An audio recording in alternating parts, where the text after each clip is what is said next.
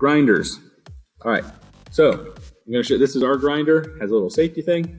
Push this forward, and then you can push the trigger down. Until you can do that, so that's the safety. Again, battery tools usually have a safety, kind of making them safer. And also this stops spinning right away.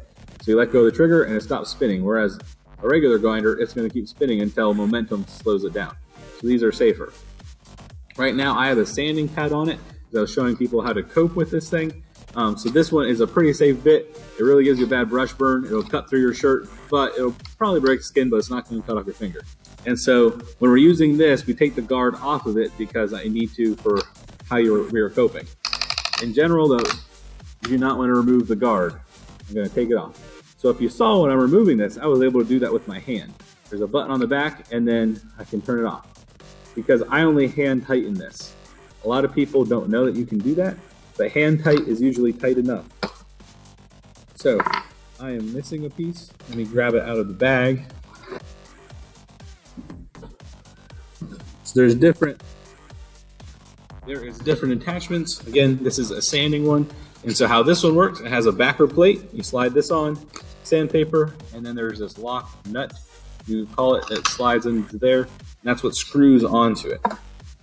The part that I was missing is the other nut or washer, whatever you want to call it, that goes onto it. So I'm gonna make the camera big.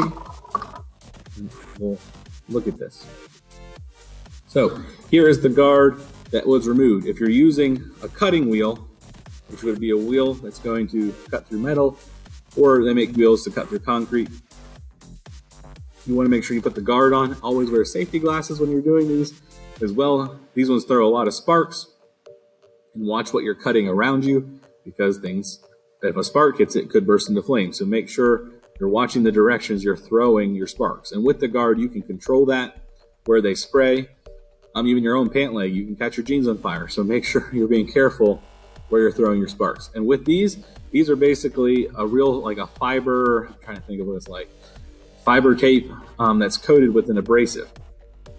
And so these, if there's a chip or crack in them, you want to chuck these right away. They're going to fly apart and explode. And then you end up with a little shard or some shrapnel stuck in your hand or your leg or something.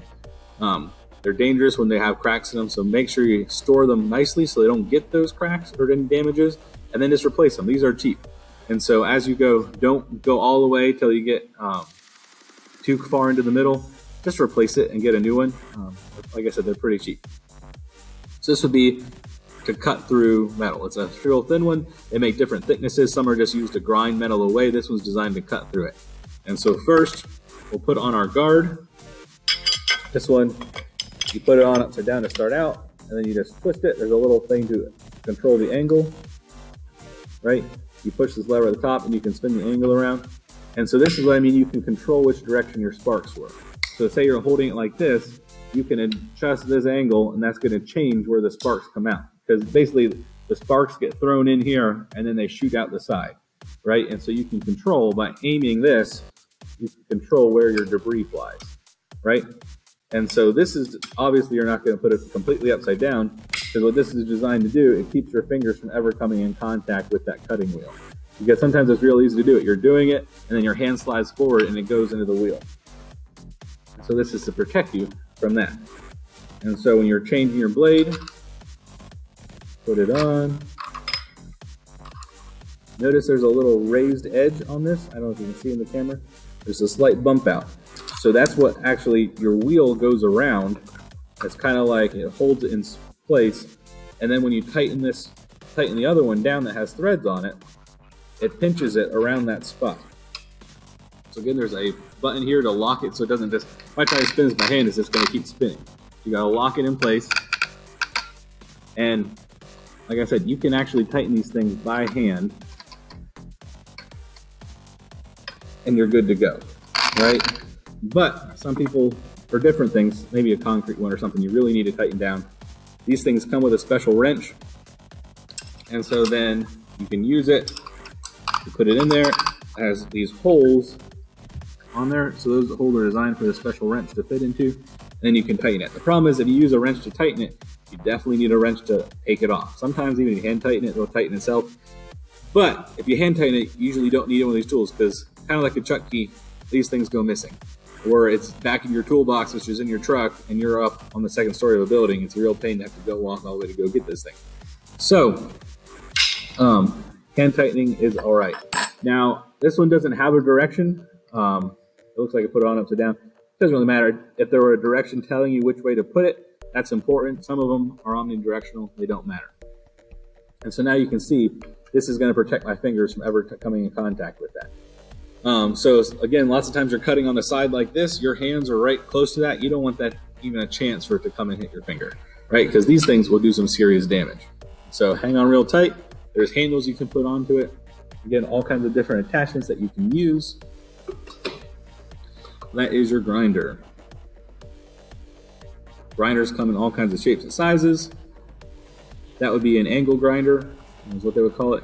Here is a die grinder, which means the dies come on the end. This is like to clean out inside of a pipe or something to get the burrs away.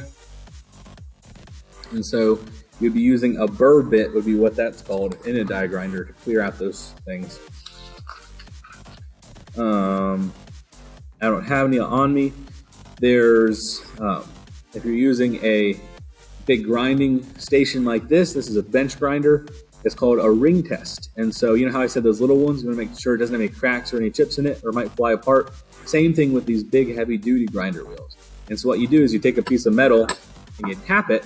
If it has a thud, that means there's a chip or something in it. The more it is not rattling the way it should. If you hit it and it has a nice little hum or ring to it, it means it's vibrating without any chips or cracks in it, so it's safe to use. And so that would be your ring test. And so when you're using this, these guards are important. You want to make sure you keep an 1/8 inch gap at the max between the wheel and the guard. And what this is designed, because say you're sharpening something, you don't want it to get stuck. This is spinning down.